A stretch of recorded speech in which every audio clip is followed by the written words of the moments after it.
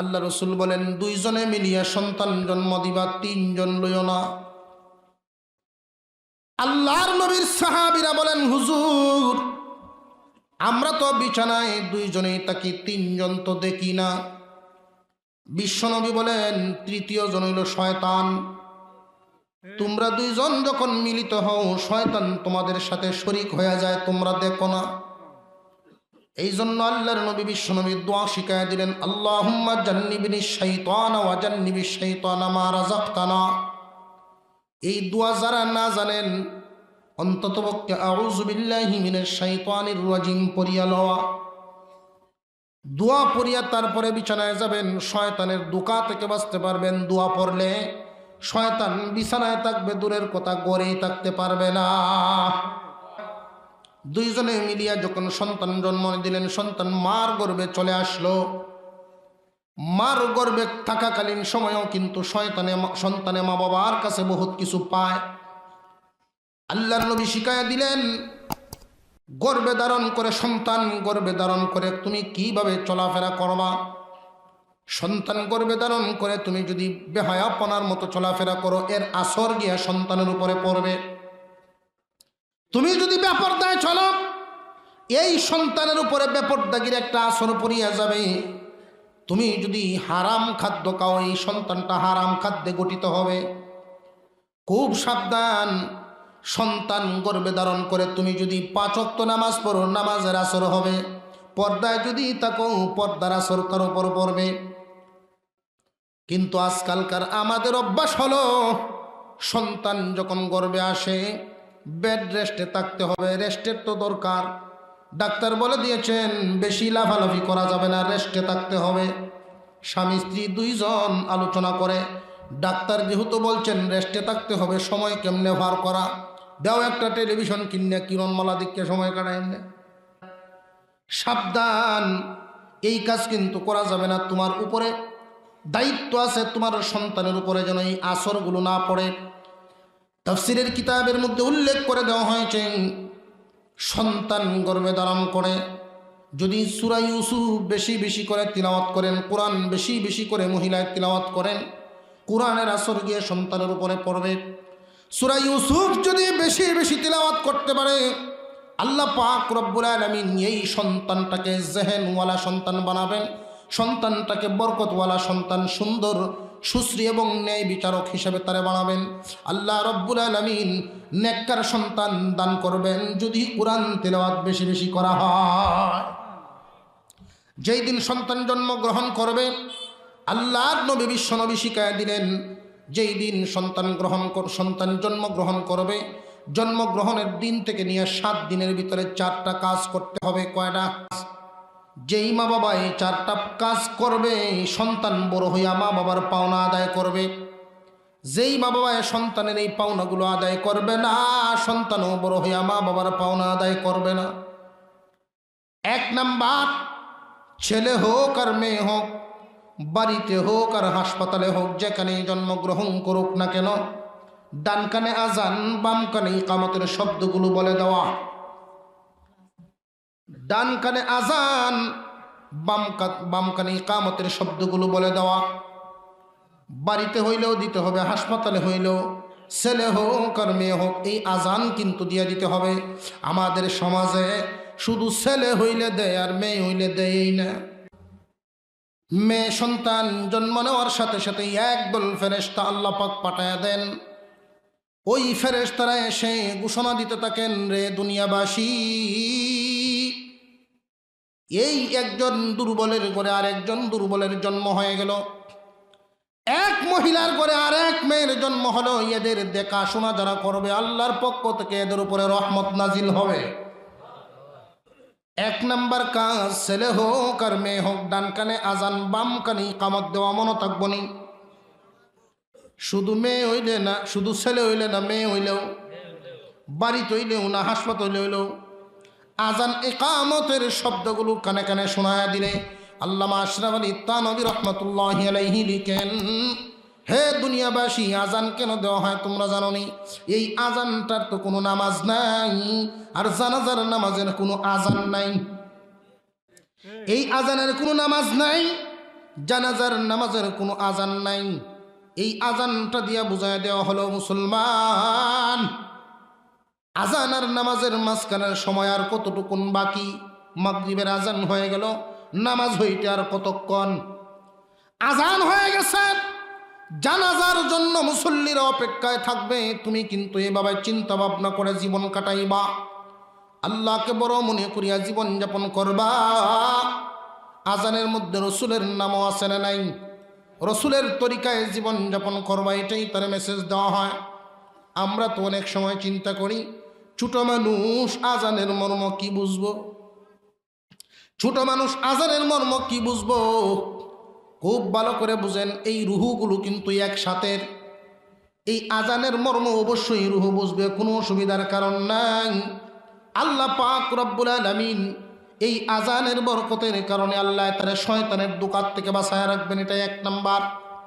2 number, 7 দিন বয়স যখন হয়ে যাবে, 7 দিন বয়সের সময় আল্লাহ রব্বুল আলামিন বিশ্বনবীর মাধ্যমে আইন করে দিয়েছেন, বাচ্চার বয়স যখন 7 দিন হবে তার মাথাটা কামাও, চুলগুলো কামাইয়া ওজন দিবা স্বর্ণ অথবা রূপা।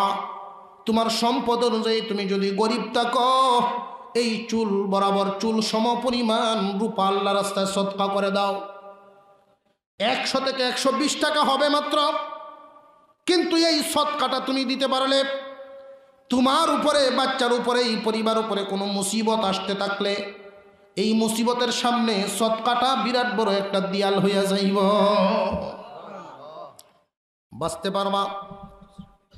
আল্লাহ রাব্বুল আলামিন তোমাকে বালা মুসিবত থেকে বাঁচায় রাখবেন এই সৎকার কারণে। 3 নাম্বার কাজটা হলো, 7 দিন বয়সের সময় এমন একটা নাম রাইখা দাও যেই নামের নামটা শুনলেই বোঝা যায় মুসলমানের সন্তান।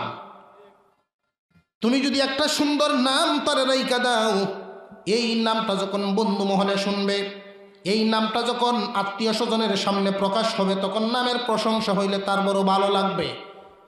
কিন্তু আজকে যদি তুমি এমন একটা নাম রাইখা দাও, বেটার নাম হইছে বল্টু মিয়া, বাচ্চা হওয়ার পরে 7 দিন বয়সের সময় ছেলে হোক আর মেয়ে হোক একটা নাম রেখে দেওয়া, সুন্দর একটা নাম রাখবেন, এমন একটা নাম রাখবেন যেই নামটা শুনলেই বোঝা যায় মুসলমানের সন্তান। মুসলমান, আমাদের কাছে কিছু করণীয় আছে। সন্তান জন্ম নেওয়ার সাথে সাথে কি করা? আজান ইকামত, ডান কানে আজান, বাম কানে ইকামতের শব্দগুলো বলা। 7 দিন বয়সের সময় মাথা মুন্ডানো, মনে থাকবো তো? 7 দিনের সময় মাথা কামাই, এই চুলগুলো ওজন দিয়ে আবার এটি মাটির নিচে দাফন করে ফেলবেন। কেউ আবার করে কি, এই চুলটিরে সুন্দর করিয়া গিট্ট বানায় তাবিজ বানায় লটকায় তৈরি দেয়। এ হোক জাতের, এ হোক কত জায়গার যে কত ধরনের কুসংস্কার। এরপরে 7 দিনের সময় সুন্দর একটা নাম রাখা, ছেলে হোক মেয়ে হোক, এমন একটা নাম দিবেন যেই নামটা শুনলেই বোঝা যায় মুসলমানের সন্তান। 7 দিন বয়সের সময় আকিকা করা। আস্তে আস্তে যখন সন্তান বড় হইতে থাকবে, সর্বপ্রথম কোন পড়াশোনা করাইবেন খুব ভালো করে বুঝেন। আমরা তো অনেক সময় আলেমদের সাথে জবাব দিয়ে দেই, হুজুর বড় হইলে তার নামাজ সে শিক্ষা লইব নে। আলেম ওলামারা পরামর্শ দেন, ওয়াজ মাহফিলে আজকে আপনারা যারা আছেন, এই সন্তান জন্ম দিলেন, যেইভাবে আপনি জন্ম দেওয়াই শুধু কিন্তু দায়িত্ব শেষ হয়ে যায় না। বাচ্চাকে কোরআন শিখানো কিন্তু আপনার উপরে দায়িত্ব।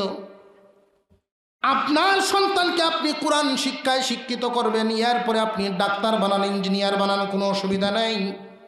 এই বাচ্চাকে আপনি শিক্ষিত করাটা কিন্তু আপনার উপরে দায়িত্ব। নামাজ শিখানো, হালাল হারাম শিখানো, পাক না পাক শিখানোটা এটা আপনার দায়িত্ব। এরপরে সে যখন বালিগ হবে, এটা তার হালতের উপরে চলে যাবে, আগে শিখায় দেওয়া আপনার দায়িত্ব। কিয়ামতের দিন আপনি কিন্তু আসামির কাঠ গড়ায় দাঁড়ায় যাবেন যদি আপনি না শিখান।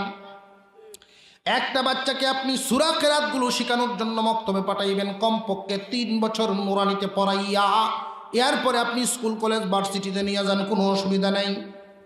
আমরা অনেক সময় বলে থাকি, আমার বাচ্চা ক্লাস 5-এ পড়ে, এখনো সূরা কেরাত পড়তে পারে নাই, তো কি হইছে, বড় হইলে শিক্ষা লইব।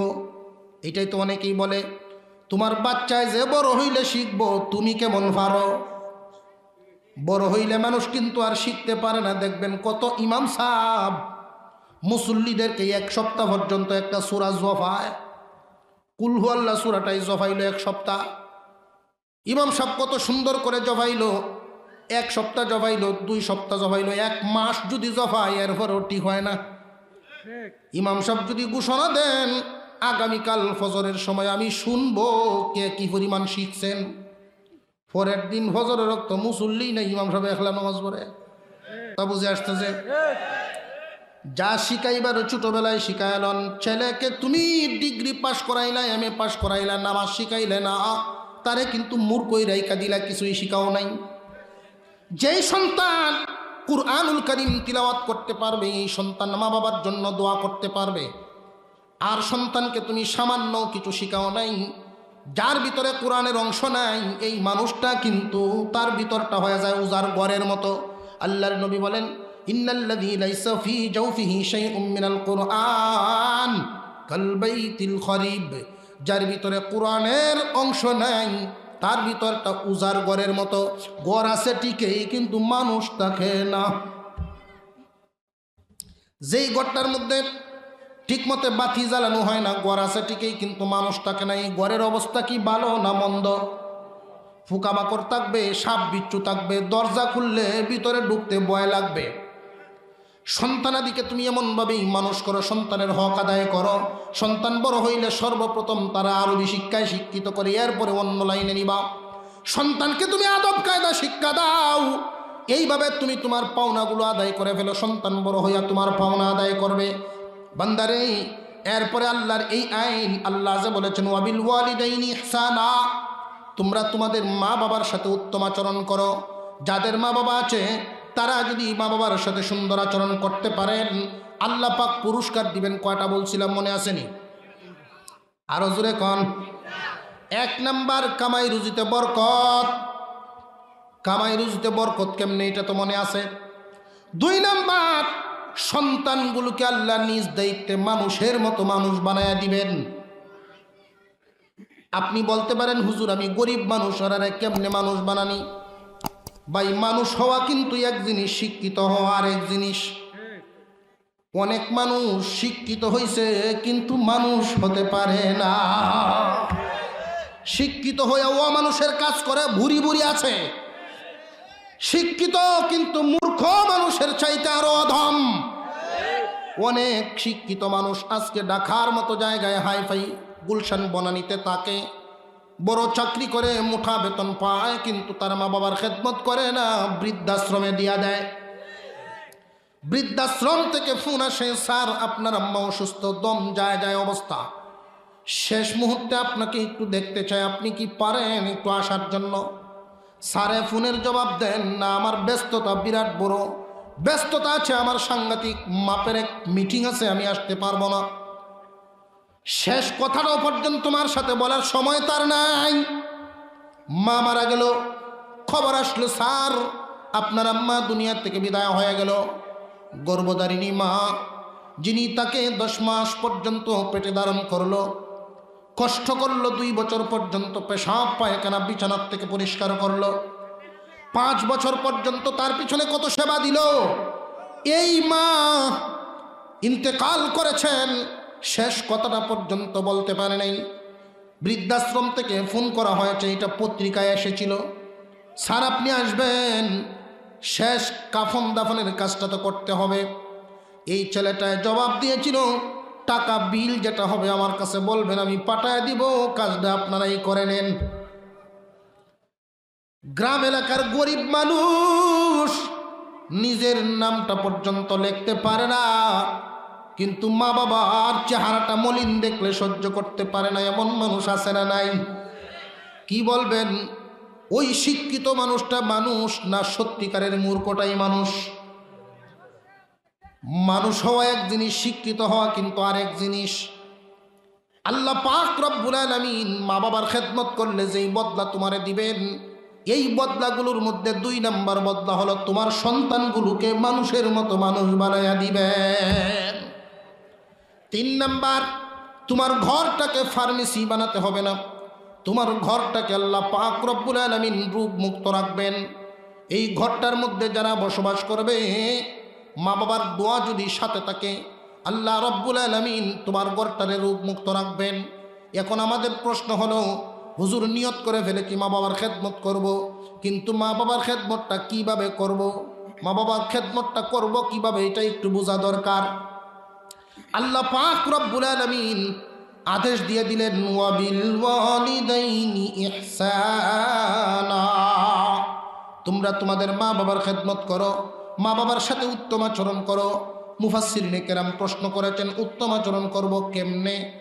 উত্তর হলো, তারা তোমাদের সাথে ব্যবহার করছেন যেমনে। এমন একটা সময় ছিল তোমরা ছিলা অসহায়, তোমরা ছিলা দুর্বল, তারা তোমাদের দুর্বলতাকে পূরণ করে দিয়েছেন। তোমার যখন যেটা দরকার তারা আদায় করেছেন। এখন তারা দুর্বল হয়ে গেছেন। আবার ঘুরে ফিরে এমন একটা সময় আসে, মা বাবা ছোট সন্তানের মতো হয়ে যায়, তোমরা বড় হও। সন্তান এক সময় মা বাবার ভূমিকা পালন করে, ওই সময় কিন্তু তাদের সাথে তোমরা সুন্দর আচরণ করবা। এই আচরণ করবা কেমনে? তারা তোমাদের সাথে আচরণ করেছে যেমনে, খুব ভালো করে বুঝেন। অনেক সময় দেখা যায় সন্তান যদি ঠিকমতো খানা না খায়, ভাত এক পদ দিয়ে খাইতে পারে না, বাবা মা চিন্তা করে আর একটা কি করা যায়। তরকারি খাইতে পারে না, সন্তানের জন্য একটা মাছ গিয়া বাজি করে। এই মাছ খাইতে পারে না, একটু ডালের গিয়ে ভুনা করে।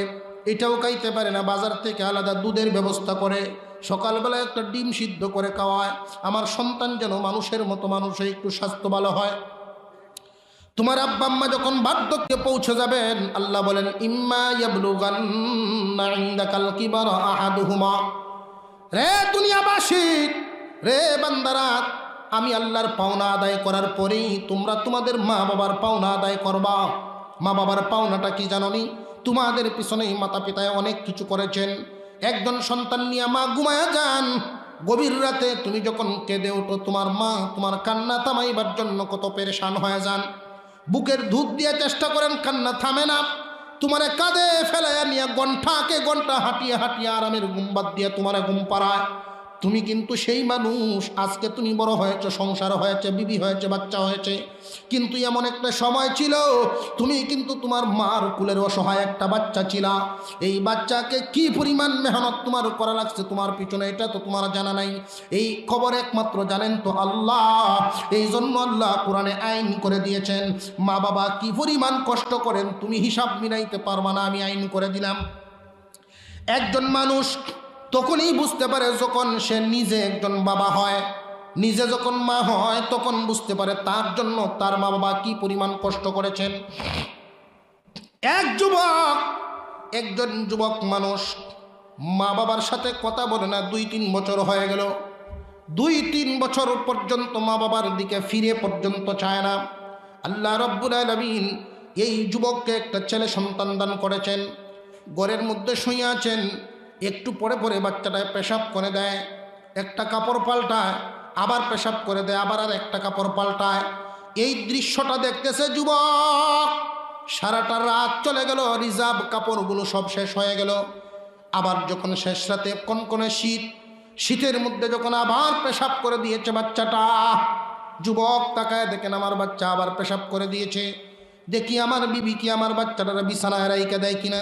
না, মা তো সন্তানকে বিছানায় রাখে নাই, আঁচল দিয়া পেঁচ দিয়া বুকের সাথে জড়ায়া রাখছে, বুকের সাথে জড়ায়া রাখছে। এই দৃশ্যটা যুবকে দেখা চিন্তা করতেছে, ঘরটা তো সেই ঘর, বিছানাও তো সেই বিছানা, যেই বিছানার মধ্যে আমার আব্বা আম্মা আমাকে এইভাবে লালন পালন করেছেন। আজকে আমার আব্বা আম্মা এখানে নাই, ওই ঘরটার মধ্যে তাদেরকে শোয়ায় রাখলাম, তারা তো আর এখানে নাই। আমার আব্বা আম্মার সাথে 3 বছর পর্যন্ত কথা বলি না। উনি এমনি উঠে গেলেন, জুতাগুলো পায়ে দিতেছেন, তখনও ফজরের আজানটা পড়ে নাই। বিবি জিজ্ঞাসা করেন, স্বামী হে, রাত তো শেষ হয় নাই, আপনি কোথায় যান? এই যুবকটা তখন বিবির কথার জবাব দিয়েছিল, বিবি 3 বছর যাবত আমার রহমতের দরজা বন্ধ করে রাখছি, 3 বছর যাবত আমার মা বাবার সাথে কথাবার্তা বলি না, দেখি তাদের অবস্থাটা কি। আমার মা বাবাকে ডাক দিলে কি আমার ডাকে তারা জবাব দেন কিনা গিয়া দেখি। এই দুনিয়াতে যদি একজন আর একজনের সাথে ঝগড়া করে, একজন আর একজনের সাথে গুসা করে, দরবার করা লাগে, পঞ্চায়েত করা লাগে, নইলে মাফ হয় না। কিন্তু মা বাবা তো এমন এক দরবারের নাম, আম্মা আব্বা বলে ডাক দিতে দেরি, মাফ করতে দেরি করে না। 3 বছর যাবৎ রাগ গুসা অভিমান, এরপরেও যখন এই যুবক ছেলেটা মা বাবার এই কুড়ে ঘরটার সামনে এসে ডাক দিয়েছে আব্বা আম্মা, ডাক দিতে দেরি মা বাবা দুজন দরজা খুলে সামনে এসে দাঁড়াইছে। 3 বছর পরে ডাক দিয়েছে, মা বাবা একসাথে সামনে এসে দাঁড়ায় বলে এত গভীর রাতে তুই কেন ডাক দিলে, কোনো বিপদ আপদ হয়েছে নাকি?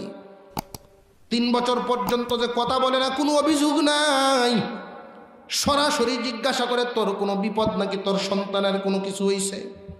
এমনি মা বাবার পায়ের মধ্যে পড়ে গেছে, মাফ করে দাও, আর জিন্দেগিতে কোনোদিন তোমাদের সাথে আমি বাড়াবাড়ি করব না, তোমাদেরকে কষ্ট দিব না, মাফ করে দাও। তখন মা এবং বাবা দুজন জড়ায় ধরে বলে, তুই যখন ছোটো ছিলি তোরে খাওয়ানোর জন্য চেষ্টা করতাম, কিন্তু তুই আমরা নাকি মুখে থাবা মারতি। ওই দিনের কথা মনে হইলে তোমার এখনের কথাবার্তাগুলো আমাদের কষ্ট লাগে না। মা বাবা এমন দৌলতের নাম, মা বাবাকে যারা কষ্ট দেয় তারা জিন্দিগিতে ব্যবসায় উন্নতি করতে পারে না, রুজি রোজগারে বরকত দেয় পায় না। 2 হাতে ইনকাম করবে, লক্ষ লক্ষ টাকা কামাইবে, কিন্তু সংসারে বরকত আসবে না, শান্তি আসবে না, পেরেশানি দূর হবে না। যদি তুমি শান্তি চাও তাহলে মা বাবার কাছ থেকে দোয়া অর্জন করো। হে মুসলমান ভাইরা আমার, আল্লাহ পাক রব্বুল আলামিন হুকুম দিয়েছেন তোমরা তোমাদের মা বাবার সাথে উত্তম আচরণ করবা। উত্তম আচরণটা করব কখন? তারা বুড়া হয়ে যাবে, যখন বার্ধক্যে যখন পৌঁছে যাবে, তাদের বার্ধক্যে গিয়া তুমি তাদের সাথে উচ্চম আচরণ করবা, উত্তম আচরণ। এটা করবা কেমনে? তারা তোমাদের সাথে আচরণ করেছে যেমনে। তাদের হাতে যখন টাকা থাকে না তুমি দাও। তুমি আজকে সংসারী হয়েছ, তোমার মাসে ইনকাম হয়, তোমার ইনকাম অনুযায়ী তোমার তৌফিক অনুযায়ী মা বাবার হাতে কিছু পয়সা উঠায় দিবা। তুমি মনে করো, তুমি আজকে মনে করতেছো তোমার আব্বা বুড়া হয়ে গেছেন, তার খরচের দরকার নেই। না না, তুমি এটা ভাবিও না। তোমার বাবা বুড়া হয়ে গেলেও কিন্তু তার কিছু খরচের দরকার আছে না নাই? জুড়ে কর। আপনারা ঘুমায় গেছেন নাকি? খুব গুরুত্বের সাথে কথাগুলো শুনবেন। আমরা এদিক সেদিক দোয়ার জন্য ঘোরাফেরা করি, বিবেকটাকে একটু জাগ্রত করেন। বন্ধু বান্ধবের পিছনে তুমি শত শত টাকা খরচ করে ফেলো, ভিন্ন আত্মীয়ের পিছনে শত শত খরচ করো, শ্বশুর বাড়িতে গেলে কি পরিমাণ খরচ করো একটু লক্ষ্য করো। তোমার বাবাকে কয়দিন তুমি জিজ্ঞাসা করছো বাবা পকেটে টাকা আছে নাকি? তোমার উচিত হলো তোমার ইনকাম থেকে আলাদা করে 500-1000 টাকা তোমার বাবার পকেটে ঢুকায় দাও। তোমার বাবাও যখন বাজারে যান, সাথী সঙ্গীরা যখন চা খান, তোমার বাবারে ডাকেন আসো 1 কাপ চা খাই। তোমার বাবার বিবেক তখন বাধা দেয়, আমি যে আজকে চা খাবো, আরেকদিন তো তাদেরকে খাওয়ানো লাগবে। কিন্তু তুমি তো এমন এক সন্তান, তুমি এমন এক সন্তান, মা বাবার খোঁজখবর পর্যন্ত নেও না। মা বাবা তো এমন দৌলতের নাম, বাবারে দিলে মারে দিলে কোনোদিন কমে না, মা বাবারে দিলে কোনোদিন কমবে না। যত পারেন মা বাবার পিছনে ডালবেন, ওরা বেশি দিন থাকবে না, চোখের সামনে তো আর বেশি দিন পাবেন না। মা বাবারে যদি কিছু পয়সা দেন, দেখবেন মন থেকে দোয়া আসবে, মন থেকে দোয়া আসবে। আমি একটা ঘটনা পড়েছিলাম একদিন, নিজের চোখের পানিটাই আমি ধরে রাখতে পারি নাই। অনেক সময় আমরা চিন্তা করি না মা বাবারও কিছু হাত খরচার দরকার পড়ে, কারণ আমরা আজকে যেমন সংসারী, উনারাও এক সময় এই দুনিয়ায় ছিলেন সংসারী। বাজারে যাইতেন, ব্যাগ ভরে ভরে বাজার করতেন, কত দোকান থেকে কত কিছু কিনতেন।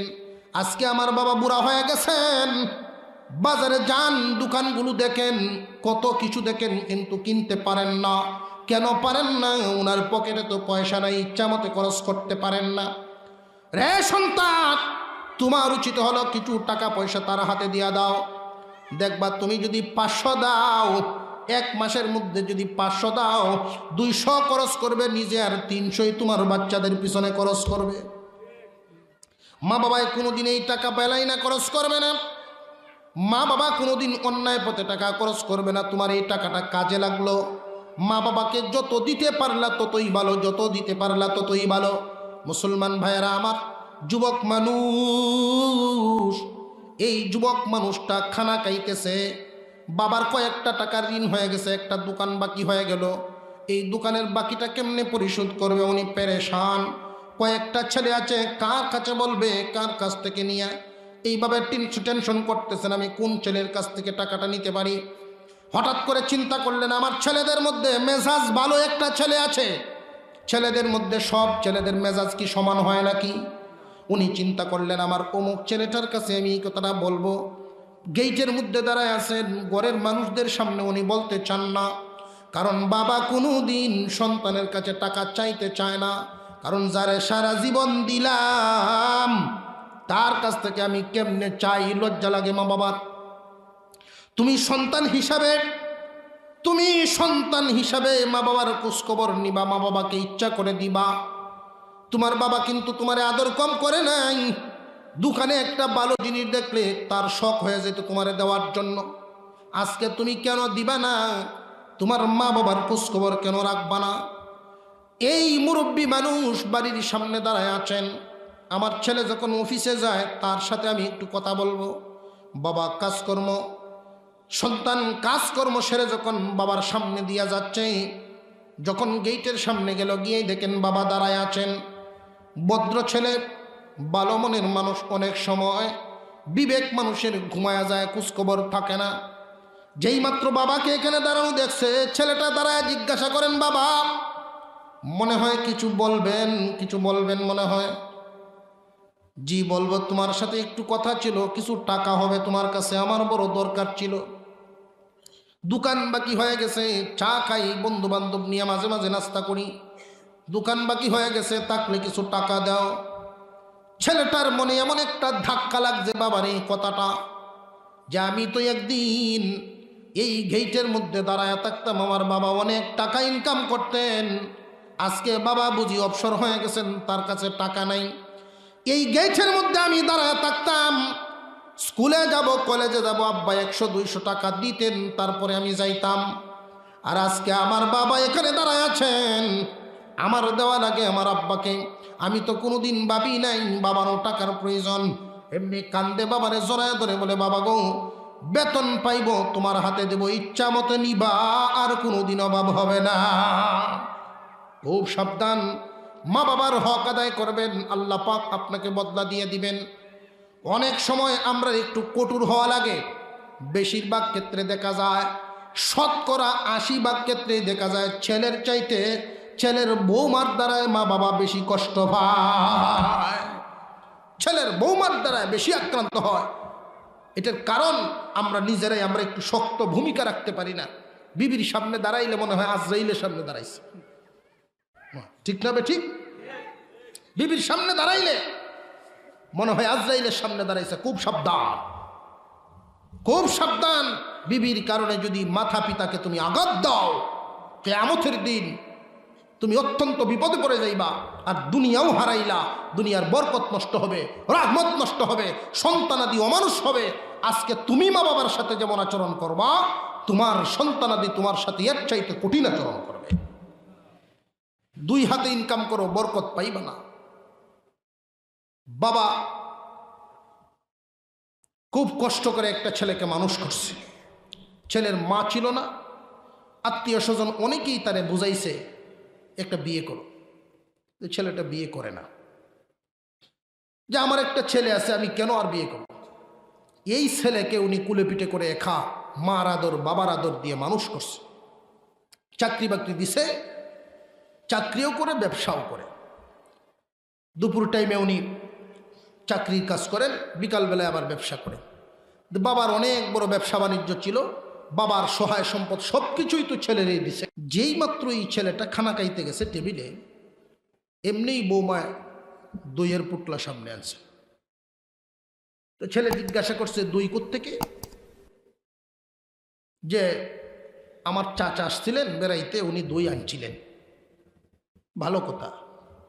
আমার আব্বা যে একটু আগে চাইছিলেন দই, তুমি দিলা না কেন? যে আমার বাবার বাড়ির জিনিসটা তো মন চাইছে যে আমরা 2 জনে এটা আগে ওপেন করব। এরপরে রক্তে আব্বা খাইল, তোমার ইনটেকটা খাওয়াইলাম। ছেলেটা জবাব দিল, তুমি ভাবলা কেমনে যেই জিনিসটা আমার আব্বা খাইতে পারে না, এটা আমি খাবো, তুমি ভাবলা কেমনে? আর আজ থেকে আমার বাবাকে গিয়ে বলবো, যেই সহায় সম্পত্তি যা আছে সব তোমার সম্পদ তোমার কাছে থাকুক, বাবাকে প্রয়োজনে একজন বুড়া মা ডেকে এনে দিয়ে দিব, আমার আব্বার জীবনটা শেষ জীবনটা এই সম্পদের মধ্যে থেকে কাটায় দিল ইচ্ছা মতো। আর আমি যে চাকরি করি ওই চাকরি করব, বাবার দোকানে বেতনের চাকরি করব, কারণ এই সম্পদ বাড়ি ঘর সব তো বাবার কামাই, আমি পাইলাম নাকি? আর সেই বাবার সাথে তোমার এরকম আচরণ। বৌমা তো টের ভাইয়া ফেলছে যে এটা তো ছেলে, তো তেমন ছেলে না।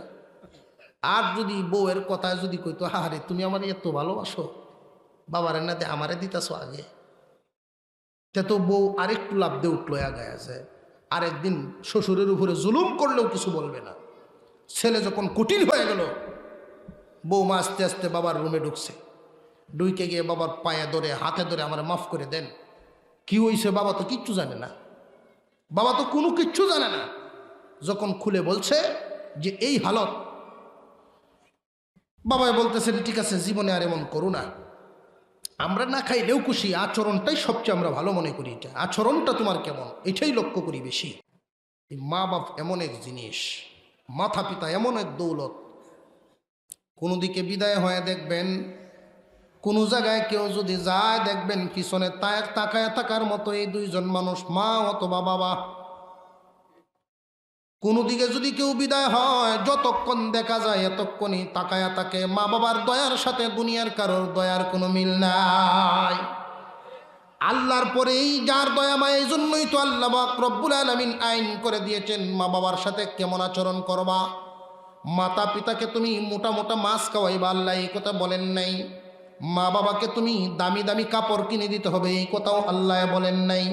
আল্লাহ পাক রব্বুল আলামিন এমন একটা বিধান করে দিয়েছেন যেটা সবাই পালন করতে পারে, ধনী মানুষেও পারবে, গরিব মানুষেও পারবে। আল্লাহ পাক রব্বুল আলামিন আইন করে দিয়েছেন, যখন তোমরা মা বাবার সামনে দাঁড়াইবা, মা বাবার সাথে কথা বলবা, কেমনে বলবা জানোনি? ফাকুল্লাহুমা কাউলান কারীমা, সম্মান সূচক ভাষায় তাদের সাথে কথা বলবা। আর তাদের সাথে কর্কশ ভাষায় কিন্তু কথা বলতে পারবা না, কর্কশ ভাষায় তাদের সাথে কথা বলতে পারবা না। উফিউ ওয়ালা তানহারহুমা, আল্লাহ পাক রব্বুল আলামিন আইন করেছেন মা বাবার সাথে কি ভাষায় কথা না বলা, এটা আল্লাহ বলেছেন সাবধান। মাতা পিতার সাথে বিরক্তির আওয়াজে, কর্কশ ভাষায় দমকের সুরে বিরক্তির আওয়াজে কথা বলবা না। মা বাবাই যখন তোমাকে কোনো জিজ্ঞাসা করেন, তুমি কিন্তু বিরক্তির আওয়াজে কথা বলতে পারবা না। কেন জানোনি? মা বাবা যখন বৃদ্ধ হয়ে যায়, তখন তাদের মেধাটা একটু বাচ্চা বাচ্চা ভাব হয়ে যায়। মানুষ যখন বুড়া হয়ে যায়, তাদের নলেজ কি ঠিক থাকে না, একটু বুড়া হয়ে গেলে বাচ্চা বাচ্চা ভাব হয়। ওই সময় কিন্তু তোমাদেরকে হয়তো বিরক্ত করব, খায়া কইছে খাইছি না। তুমি একটা জিনিস খাওয়াইবা, এর পরেও বলবে খাই নাই, আপত্তি মিটে নাই, তুমি কিন্তু খারাপ আচরণ করতে পারবা না। কেন জানোনি? এমন একটা সময় তোমার ছিল, তোমার অনেক যন্ত্রণা ওনারা ভোগ করছেন। তুমি একটা কথা বারবার জিজ্ঞাসা করছো, এর পরেও কিন্তু তারা রাগ করে নাই। আমার 4 বছরের একটা বাচ্চা, আমি নিজে তো বুঝি, এখন তো বুঝদার হয়েছে মোটামুটি, সাইরোয়েল তো একটু বুঝে, যে 2.5 বছর বয়স যে সময় আসিন, আমার সামনে দিয়ে বসে, গাড়ির সামনে দিয়ে, পিছে দিয়ে ফ্যামিলি, তো এই ট্রাক টুক যে যায় গাড়ি এই রাস্তা দেয়া, আমার জিগায় বাবা এইটা কি গাড়ি? ট্রাক। আরেকটা যায় এটা কি? তা টেম্পু। গাড়ির নাম কইতে আমার মনে হয় না শুধে, বুঝলেন? পরে যখন হের জবাব দিতে আমার কষ্ট হয়, ওরা আমি ঘুমের ভাব ধরেছি, দেখি 2-3 বার জিগায় নাই, দেখে আমি ঘুমাচ্ছি, পরে আর না জিগাও কিন্তু আমার কোথায় তুলে ঘুমতো, এই দেখিতা জবাব দিতে হরে কয় আমার গাড়িটারে টাকটার সাথে টাক্কর লাগাও। হ্যাঁ, তো আর বুঝে না টাক্কর লাগবে কি তৈব। ছোটো বাচ্চার জবাব দিতে কেউ যদি কোনো দিকে লইয়া যায়, নাতিনাত কর, ছোটো বাচ্চা লইয়া গেলে দেখবেন জবাব, তার প্রশ্নের জবাব। বাপে ফুত লইয়া গেকার হয়েছে, খুশির ঠেলায় রাস্তার সাইডে দিয়ে ফুত লইয়া গেকার হয়েছে, তো একটা গাছের উপরে একটা কাক পাখি, তো ফুত একটু পরে ওরে জিগায় আব্বা এটা কিতা? বাবা কয় এটা কাক। একটু আবার জিগায় বাবা এটা কিতা? কয় এটা কাক। তো ফুতে যতবার জিগায় বাপের জব দিতে খালি ভালোই লাগে, হুতের জিজ্ঞাসাও তার কাছে ভালো লাগে, আর চুমা দেয়, আদর করে আর চুমা দেয়। আমার হুতে কথা কইতে পারে, বাবার কাছে ভালো লাগে। জিজ্ঞাসা করতে করতে প্রায় 20 বার জিজ্ঞাসা, এত ঘুরে যাইছে। এবার বাল্য শিক্ষার শিক্ষিত আছি, একটা কাগজের মধ্যে 20 বার লেখছে, লিখকে তারিখ দিয়া বিবির হাতে নিয়ে দিয়েছে, নাও এই কাগজটা দলিলের সাথে তো এটা কাউয়া কাউয়া লেখা, 20 বার লেখা কাউয়া কাউয়া কাউয়া, ওইটা তো কামো লাগবো। 20 বার লেখা তারিখ দিয়ে তৈছে। প্রায় 25 বছর পরে এই ছেলে যখন বড় হইছে, তো ছেলেরা কইতেছে আব্বা বাজারে যাই। ঠিক আছে বাজারে তো যাইবে, আমার একটা সদাই আইন, কিতা আমার লাইন কলা আইন। আচ্ছা। তো ছেলে যখন খাওয়া দাওয়া করতেছে, খাওয়া দাওয়া করে ব্যাগ টেগুলো যখন বাইর হয়, অবোধ আমার কলাটা কিন্তু মনে হইল আইন। 2 বার খেললা কিন কইল, ছেলের উঠতে উঠছে গুসা। বুড়া বেটা আসলে ক্যাট করে বেশি, একবার কইলে হয় না, কুদান মারতেই বুড়া বেটা অভূত কারো কারো কারো অন্য যাও এন বউ। এই বুড়ে বুড়ে এটা ক্যাঞ্চে করে, এই যে একটা কাগজ দিছিলাম দলিলের সাথে তৈতে মনে আছে, সন্দেহের ভিতরে গিয়ে দেখ আছে নাই, এই কাগজ বাইর করে এনে দিছে। কহুত পড়ালেখা তো করছো, করাইছি, কেন পড়ছো কিতা, কইলে কিতা পড়তাম কাউয়া কাউয়া কাউয়া কাউ লেহা।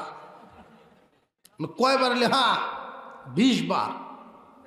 এই 20 বার সামনের গাছটা নাই, মুড়াটা আছে এখন, এই গাছের তলে আমি তোমার নিয়ে দাঁড়াইছিলাম, আর ওই সময় তুমি আমার জিগাইছিলা এই ফাঁকিটার নাম কি, আমি কইছিলাম এটা কাউয়া। এইবার 20 বার আমি একবারও তোমার ধমক দেই নাই, তোমার গালে চুমা দিছি, আর একটা কথা আজকে 2 বার জিগাইছি, তুমি রাগ হয়ে গেছো। ছেলের তো দিলে ধাক্কা লাগছে, কথা তো ঠিক। আমরা কি করি আর আমাদের সাথে আমার মা বাবা কি আচরণ করছেন, তোমার নিজের সন্তানের সাথে তুমি কি আচরণ করো, তোমার সাথে তো এর চাইতে একটুও কম করে নেয়। তুমি বাজারে গেলে তোমার বাচ্চার কথা মনে হয়, এমনকি তুমি যদি বাড়ির বাহিরেও থাকো, যদি বৃষ্টি আয় পরে তোমার মন্ডা জায়গা বাড়ি, আরে আমার হুত কই আছে না জানি, এর চাইতে একটু কম আদর করেন নাই তোমার মা বাবা। এই জন্য বলা হয়েছে যে তারা যেই পরিমাণ বদলা তোমার পিছনে দিয়েছেন, কিছু বদলা তুমি তাদের পিছনে দাও।